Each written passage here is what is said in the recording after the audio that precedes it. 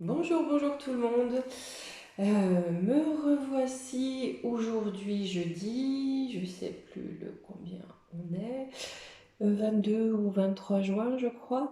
Je suis désolée, j'ai pas pu revenir vers vous mardi, le temps m'a vraiment manqué.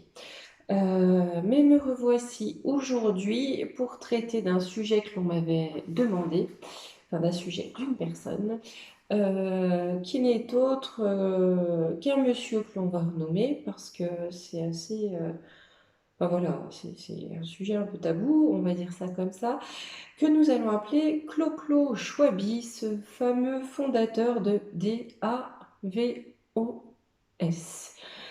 Euh, alors, je vous avoue que, enfin, de ce que j'ai perçu, en tout cas dans ces énergies, je pense que la plupart d'entre vous sans doute, hein, on va dire que c'est Schwarz, Zer Schwarz, hein, Krakraberg. Alors j'ai l'impression que, enfin, voilà, les médias en général essayent au contraire de le porter au cœur des gens, de le faire passer voilà, pour presque un bienfaiteur. Et en travaillant sur lui, il y a un parallèle en fait qui m'a marqué l'esprit. Vous savez, ce moustachu dans les années 30 qui a fait des choses horribles avait écrit son plan noir sur blanc. À peu près personne ne l'avait lu et lorsque certains alertaient, non mais il a écrit ça, les gens autour disaient oh mais c'est n'importe quoi, quand même il va pas faire ça. On peut transposer à clo-clo, j'ai l'impression. C'était juste en introduction. Aujourd'hui, je vais commencer par ce qui m'a été dicté le concernant. Et ensuite, j'ai fait 3 tirages. Un petit tirage avec la boîte des runes, je ne l'ai jamais utilisée, alors, enfin, ici en tout cas, alors je vous la montre. Voilà, j'ai tiré une petite rune pour lui. Ensuite, l'oracle des astres, comme d'habitude, pour voir un petit peu les énergies qui lui, enfin voilà, les énergies qui lui sont propres en ce moment.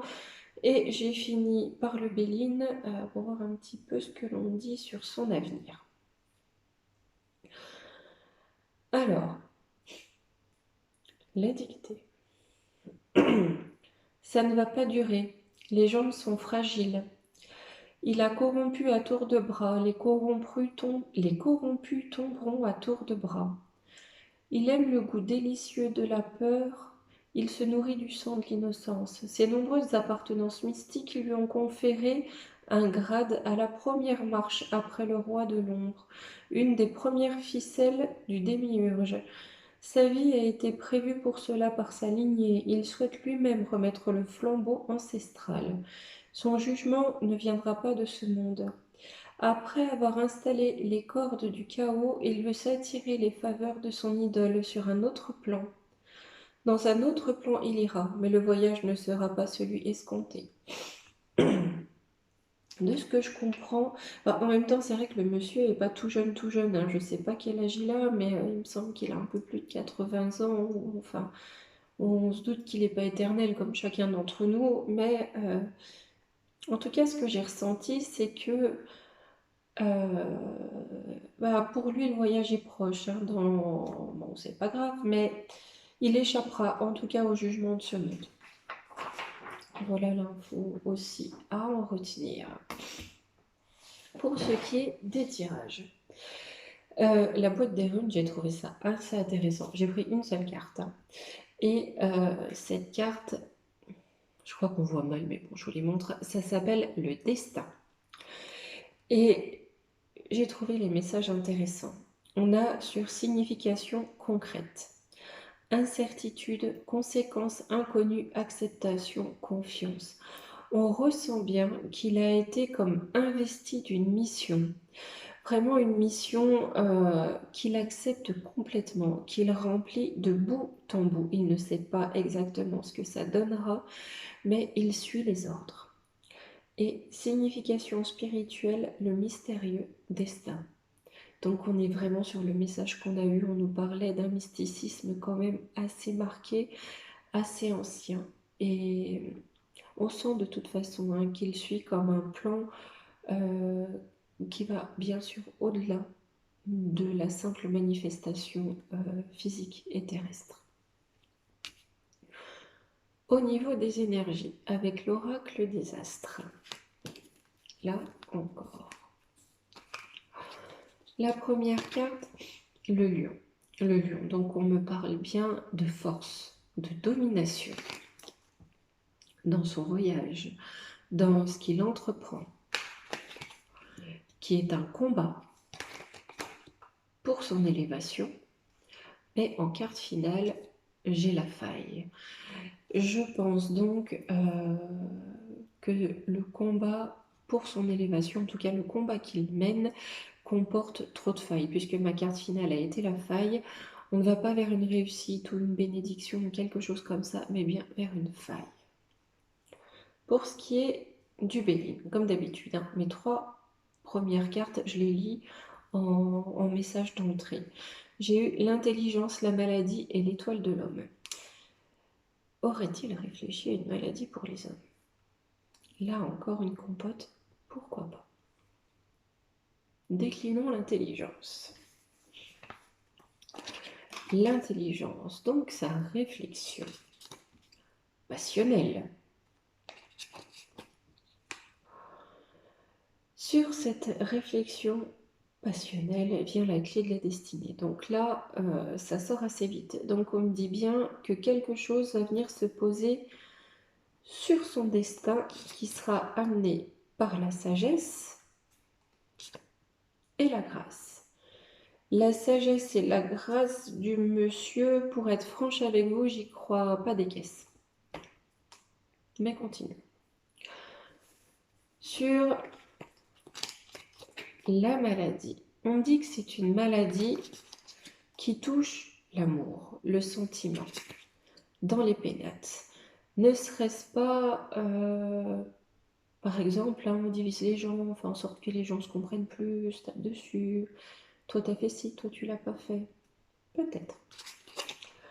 Ça vient de méchanceté. Donc ça, c'est le fruit de sa méchanceté. Et la dernière carte, on a l'eau. Quand j'ai pris cette carte, la phrase qui m'est venue, c'est « Le navire prend l'eau ». Voilà, peut-être un peu d'eau sur le fait de sa méchanceté, on ne sait pas.